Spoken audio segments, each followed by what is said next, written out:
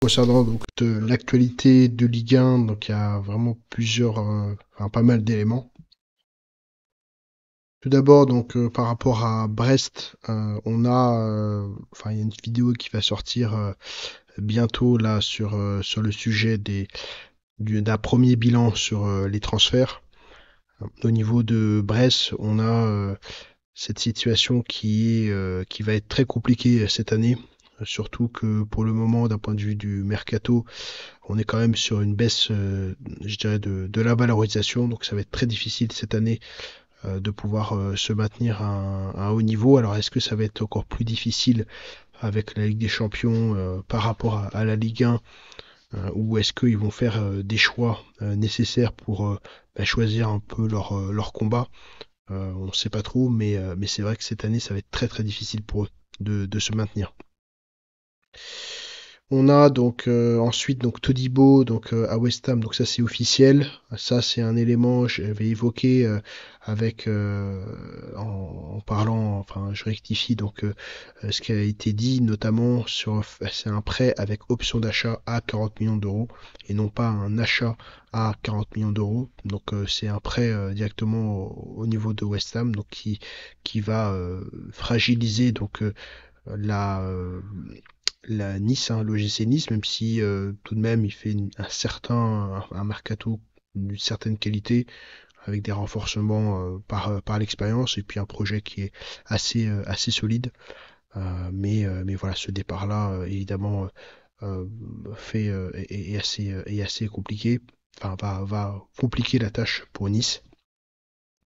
Donc sur Montpellier, donc leur situation est vraiment difficile. Donc c'est vrai que rendre Altamari, ça va être évidemment un aspect important. Donc c'est évidemment ça aura un impact à la fois sur la capacité de Montpellier à la fois sa capacité financière, mais aussi je dirais euh, sa capacité en termes de compétences qu'ils vont avoir et comment ils vont le remplacer notamment.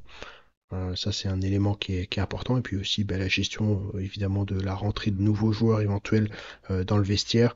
Mais d'un point de vue plus général, évidemment, ça va impacter la valorisation de la Ligue 1, puisqu'on est quand même dans une période de consolidation. Ensuite, donc euh, on a donc Textor donc qui est toujours à l'affût de nouvelles activités. Je ne sais pas s'il se désengage, il ne me semble pas hein, tout de même de Lyon, mais en tout cas il est toujours à l'achat sur d'autres projets en faisant un certain nombre de reventes. Hein. Donc c'est vraiment un acteur important déjà sur le marché et il veut continuer en tout cas à se développer avec peut-être Everton. Ensuite, donc on a au niveau des différentes prolongations de Nice, hein, ça va être des éléments à suivre. Euh, le transfert de Wai, donc ça on en avait déjà parlé, donc évidemment ça nous permet de garder des joueurs intéressants en Ligue 1, donc ça c'est super, et puis notamment aussi pour Marseille. Enfin, tous les acteurs sont aujourd'hui, que ce soit Lens, Marseille, Wai, la Ligue 1, là c'est plutôt vraiment un billard à plusieurs bandes qui est plutôt intéressant.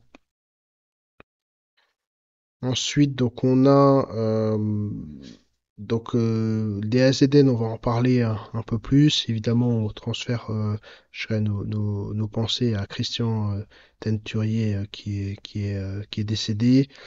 Euh, Ensuite, donc on a pour compléter un pour Wai, c'est un contrat qui est quand même assez long, hein, jusqu'en 2019, donc 2029. Donc ça va être évidemment intéressant de suivre tout ça.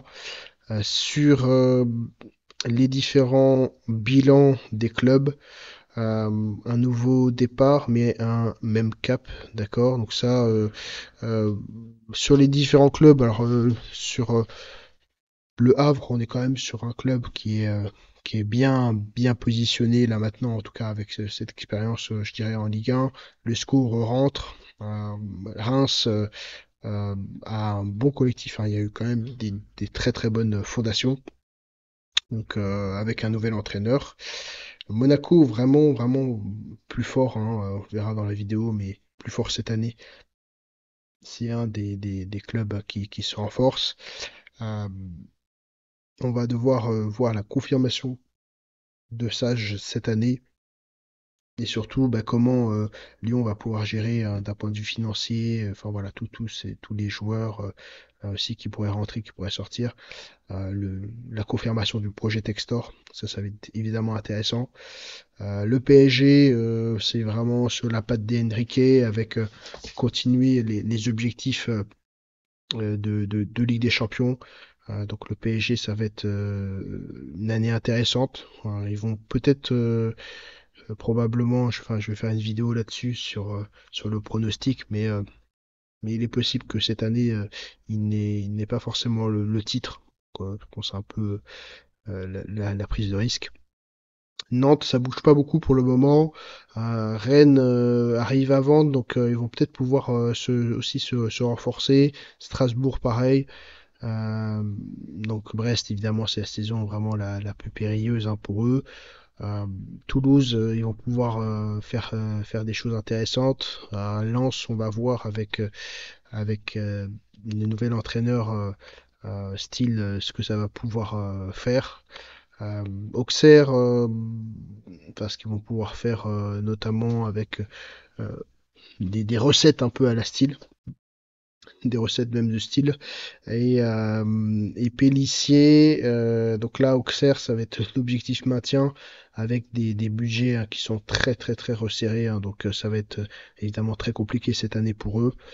Montpellier, compliqué. ASSE, donc il rentre aussi avec un petit budget.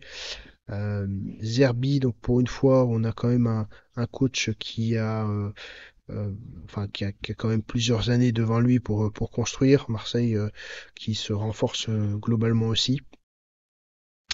Lille, cette année, ça va être peut-être un peu compliqué avec les différentes ventes, mais il reste sur une consolidation. La Ligue 1, oui, c'est vrai que cette année, on a quand même des gros départs. On est un peu sur une phase de consolidation, voire même de reconstruction. Donc cette année avec DAZN, ça va être euh, alors enfin compliqué du point de vue peut-être sur les droits TV, sur les droits aussi qui vont retourner au club. Donc on est quand même sur une phase sur 3 ans où on est quand même probablement on assiste à un changement de modèle hein, pour être tout à fait précis. Je ferai une vidéo hein, spécifique hein, sur les droits TV. Ce qu'on voit en tout cas, c'est que DAZN propose un prix qui est assez élevé, qui est élevé, voire même très élevé, quand même, par rapport en tout cas à ce qui était proposé par Amazon. Il le justifie hein, d'une façon ou d'une autre, mais c'est un prix qui pour un match, coûte plus cher que ce que proposait Amazon. Et pour 10 matchs, enfin pour 9 matchs, enfin pour 8 matchs notamment, on est sur un prix euh, avec abonnement qui est bien plus cher. Donc ça c'est un élément. Par contre, on voit de la part de DSZN, même si on n'a pas d'informations pour le moment de partenariat à l'international, on a quand même une situation qui va quand même assez changer au niveau de la distribution, ou en tout cas du côté monopolistique de Canal+. Et ça, c'est entre guillemets un peu nouveau d'avoir cette capacité à distribuer et à faire des partenariats avec différents acteurs, même si on reste quand même sur la même offre globalement hein, du point de vue prix. Mais on a quand même une diversification des différents modes de visionnage, hein, notamment sur les différents distributeurs, en quasi direct, directement auprès d'un distributeur ou un autre, chez Canal+, en direct avec DAZN. Donc là, c'est quelque chose qui est plutôt intéressant. On verra un petit peu peut-être dans le détail voilà, ce qui va pouvoir se passer. On a du quasi direct avec Free, euh, un match qui est diffusé donc gratuitement. Voilà, c'est des choses qui sont... Voilà, il y a quand même une diversification de la proposition de l'offre. Donc ça, c'est plutôt un élément qui est intéressant et on va voir comment évidemment, les passionnés vont s'y retrouver. Il y a quand même un combat aussi contre les PTV aussi. Donc c'est un jeu, voilà, c'est une vision qu'ils sont en train de défendre probablement.